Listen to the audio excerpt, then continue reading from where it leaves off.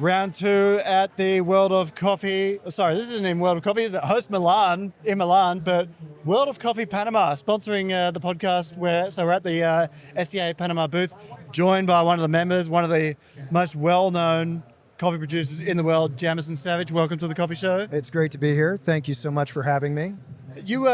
We've got just upstage here, Yes. young Jack Simpson. So he's a seasoned user of your coffees. I think he's used it every time he's been to the Worlds, right?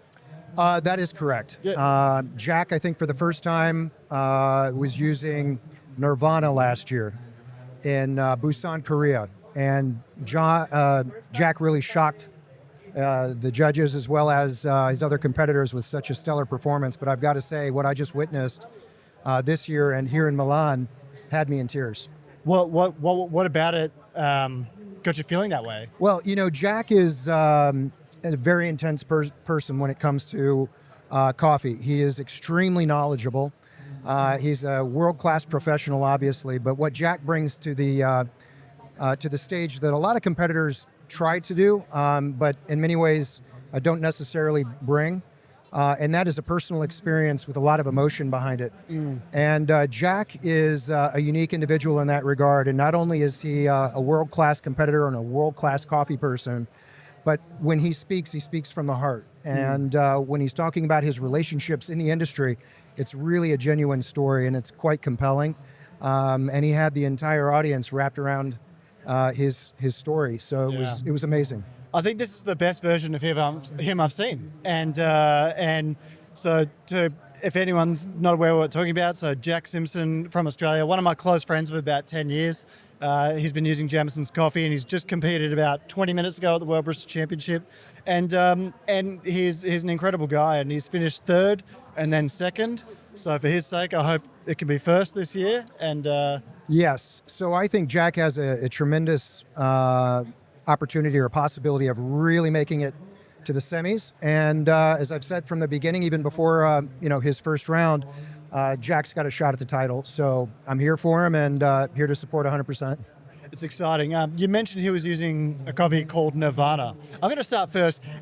What's the process for naming your coffees? Because we got Stratus, we've got other producers give them a number, but you give them a name. And I do, and it was out of necessity that I really had to name the coffees because the processing techniques are meticulous. When you start talking about extended duration, natural carbonic macerated washed finish, people start to kind of glaze over. But when you name the coffees and present the coffees in a different way, something that they can embrace without getting kind of caught up in the minutia of process, it becomes effective. So about 5 years ago, I started naming the coffees, even maybe before then. But the way that I name the coffees is actually through inspiration on the table. When I'm tasting through the coffees, the name will just come to me. And so for every one of our coffees, I have a story behind those coffees. And if you want to talk about Nirvana, which is a Finca Deborah coffee, that is a natural nitrogen macerated coffee from Finca Deborah that is mind-blowing. And when I initially tasted this coffee, which was my first iteration of nitrogen processing, the first thing that came to my mind was this is coffee Nirvana. This is something so special. And that was the name. It's got such an interesting profile as well, and I think my favorite coffee of Jamison Savage ever is actually Comet from Morgan Estate.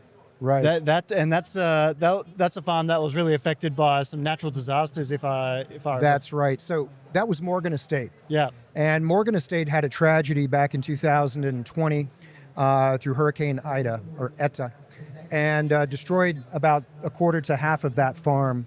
Took 6 lives. It was a terrible tragedy. In fact, it took us about 3 years to get everything back together again, and put the family in a position where they really wanted to stay in coffee. So Morgan Estate is a labor of love, and it's actually the farm that I started this alternative processing sort of revolution back in 2016 with washed carbonic maceration, and that was the illumination process.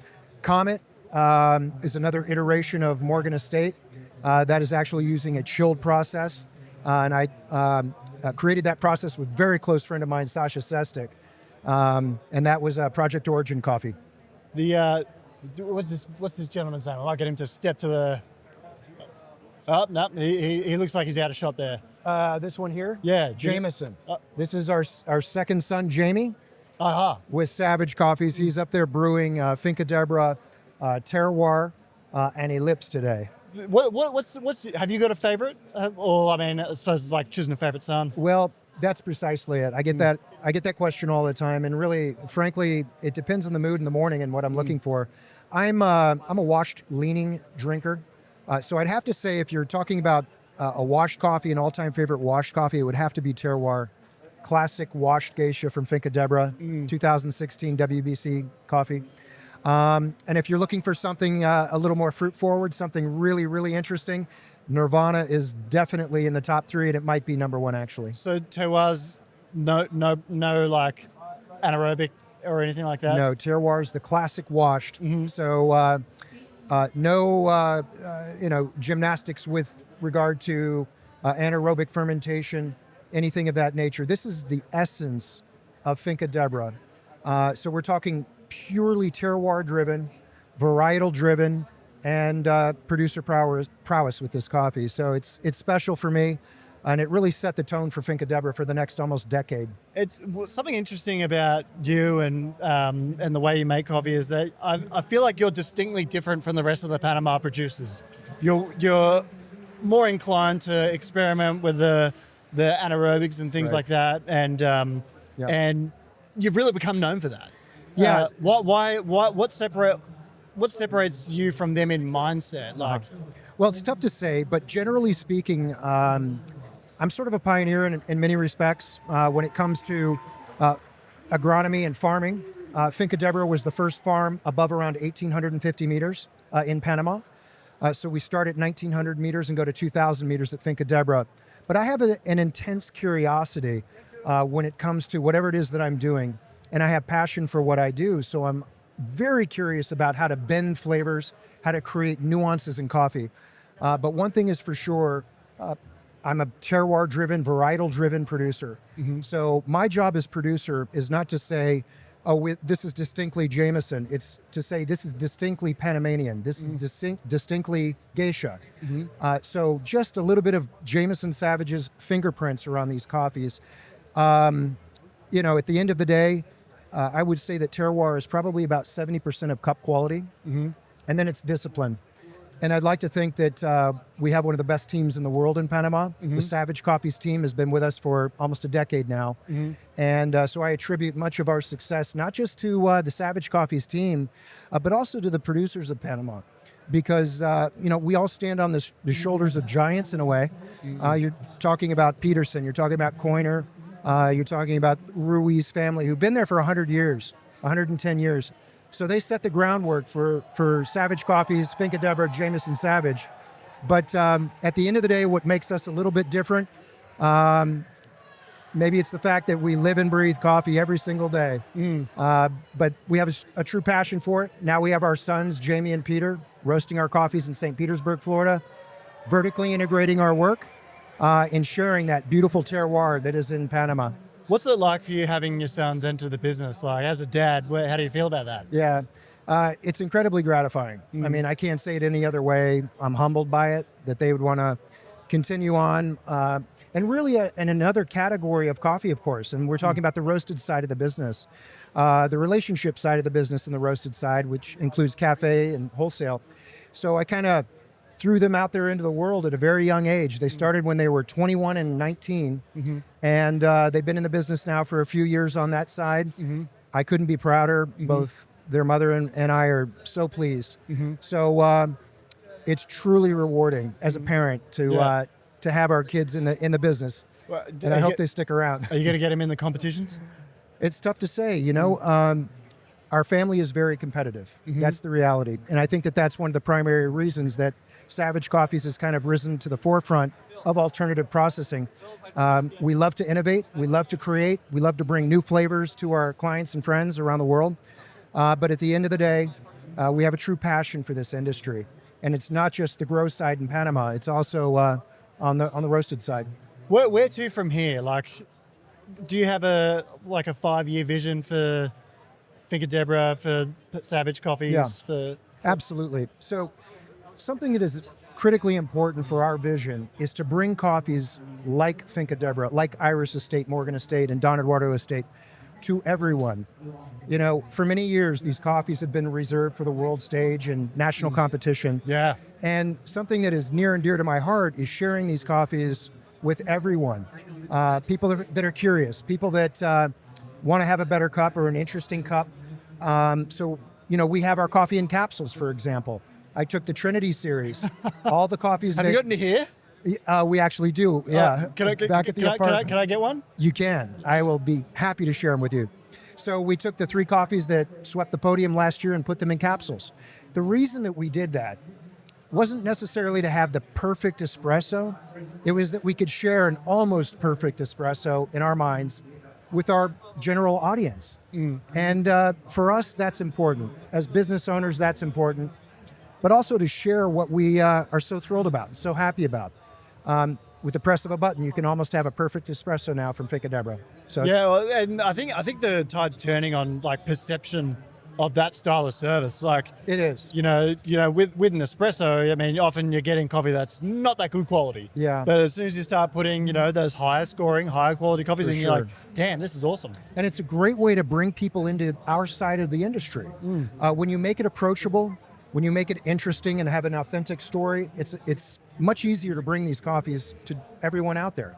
I actually had a drip bag on the flight to Milan from London, and I brewed it on the plane, and everyone's standing up like, what the hell is that? Yes. And you know, drip bags as well. These single serve ways of doing coffee, they're actually exceptional. They've been lifesavers for me on this trip. 100%. And when you bring these coffees on a level that are approachable, easy to brew, in single serve that you can take anywhere in the world with you, you really start to attract attention to coffees of this caliber. Hey, just remembered, you were talking yesterday about growing Sidra. Yes. So you've got your first crop of Sidra. That's right. Talk us through it. How is it? Well, it's extraordinary, and I was honored to be able to launch this coffee in Tokyo just a couple weeks ago with Hideazaki at Cocoon. So Sasha and I started a farm back in 2017 from scratch, like I always do, and it took 7 years to get 100 kilos off of 5 hectares. This lot, which is grown at 1,900 meters to 2,100 meters in Panama, is mind-blowing. So that's a very low yield relative to the amount of land. Well, the reason is because we're at such extreme altitude. We have very cool evenings, so that really stunts the growth, so to speak, of the tree. But what we have is an exceptional quality, whether it's Geisha or Sidra. But Sidra, we were the first to have it in Panama, the first to have it on a commercial level. In fact, you're going to see it a few times here on the stage. And it's wild. It's really an interesting cup of coffee. And we think in the next few years, as the trees continue to mature, this cup is it's going to be up there on the stage for sure. That sounds fantastic, and I really hope I get an opportunity to try it soon. Definitely. It sounds unbelievable.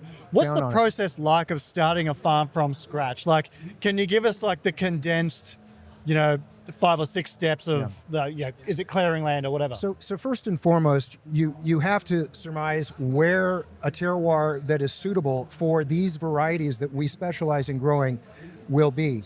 So you make a visit to the farm, you walk the farm, you check the soil conditions, you check the terroir, and the terroir is, as I mentioned before, about 70% in my opinion of cup quality. I always start with virgin territory because the ecology is so important for showcasing qualities of this caliber. So that's territory, that's land that hasn't had coffee grown there before? That's correct, or anything. Yep. Yeah, so we start with completely virgin territory, but what we want is highly organic, volcanic soils to start. We want the right direction to the sun. We want the right slopes. We want the right cover crop on the ground. We want the indigenous trees that will help support the life cycle, not just of our trees, but also of the cover crop and the surrounding ecology.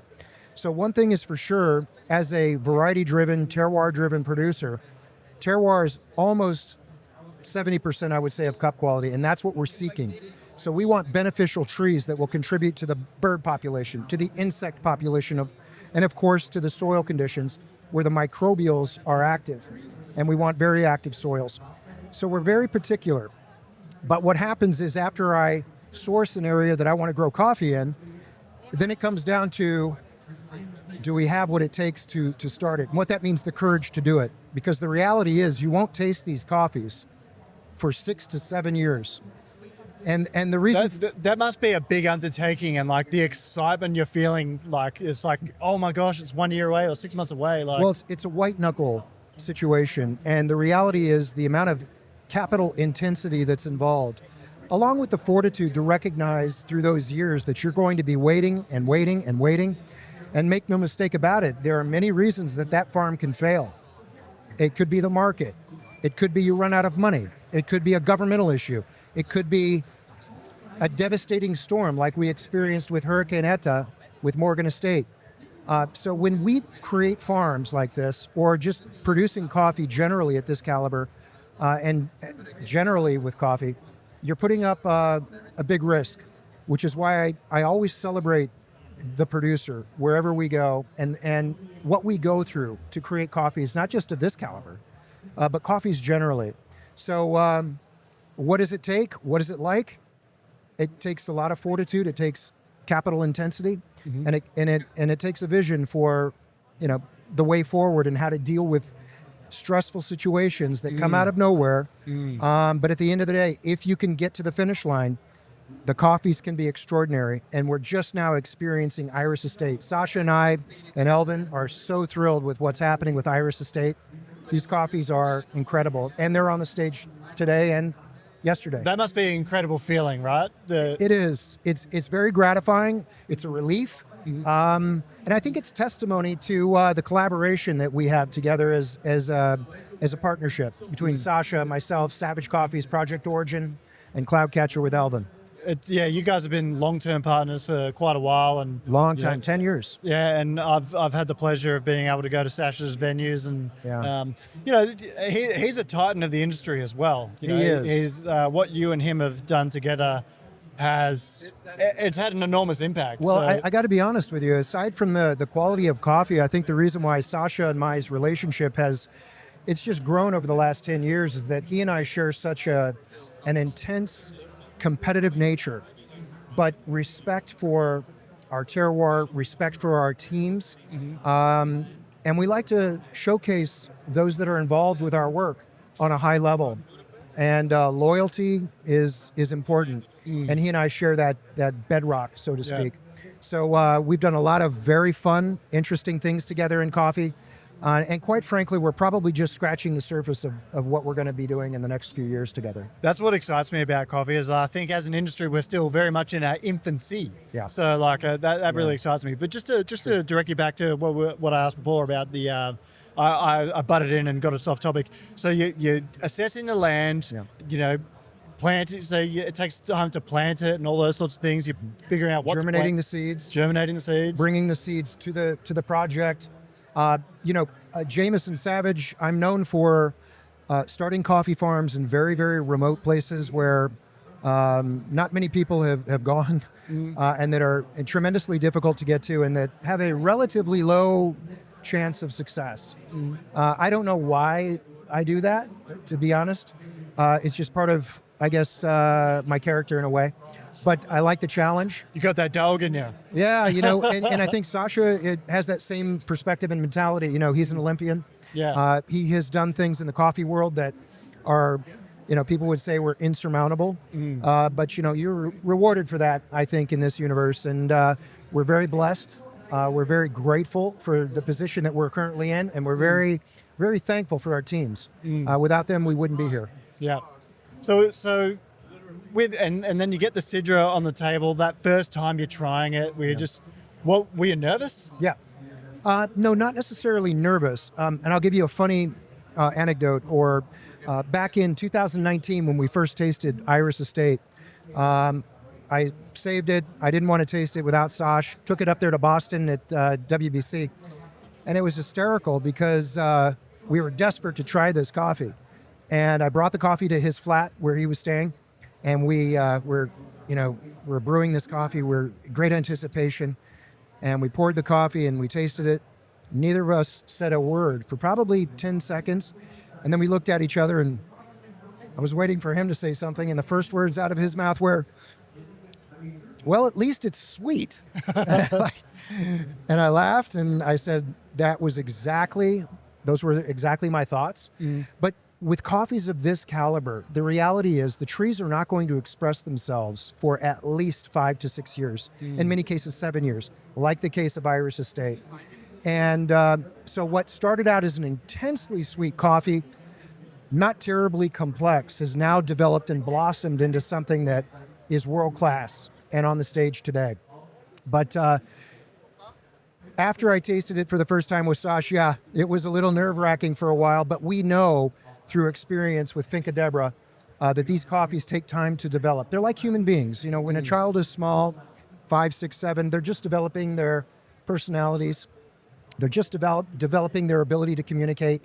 And it's the same with coffee. It's striking how the similarities with coffee are with us as humans. And I think that's one of the reasons that I'm so drawn to coffee. The analogies are incredible. We'll finish on this. I'm just making sure old mate's not in shot. Excuse me, sir. Pardon me, senor. Hopefully. Or just, all good, all good. So I was just going to ask, the World of Coffee's in Panama next year in That's October. right. So obviously you're a member of the SCAP. Yep. Yep. How excited are you for it? And what's kind of like, everyone, like the producers in Panama all seem very connected and I guess determined to have this be there and then have it be a success. So, well, I think it's a great opportunity for Panama. And I think that we as producers collectively have shown the world that we have a united front with coffee excellence. We all have very stable relationships. And I think that's one of the primary reasons that Panama has led in many regards with coffees of this caliber, because we do have a cohesive relationship. We celebrate each other's victories. We celebrate each other's battles and victories. And I think it's time. And so we're excited about it. And I think when the world comes to Panama and shares time together with producers from Panama, they're going to see what a cohesive group we are and what a talented group we are. We've shown the world that we can produce coffees of excellence of the highest order. Now we get to share, I suppose, our country and what we do together as a united front as producers in Panama. excellent. I can't wait. I'm hoping I can be there as well. So Look forward to it. I'm looking forward to it. I'm pumped. But look, thanks so much for your time and Pleasure. Thank coming. you. I'm very excited to do this interview. So thank you. We'll wrap it up there. I've got to say a quick thank you to my sponsors. So sponsors of the podcast, Ty Moore, they've been instrumental helping me get here, as are Oatly. So new sponsor Oatly. Do you drink oat milk, Jamison? I do. Yeah. I'm lactose intolerant. So well, there you go. Nice little bit of Oatly for you. But we'll wrap it up there. Thanks everyone, folks. Cheers. All right. Thank you for listening.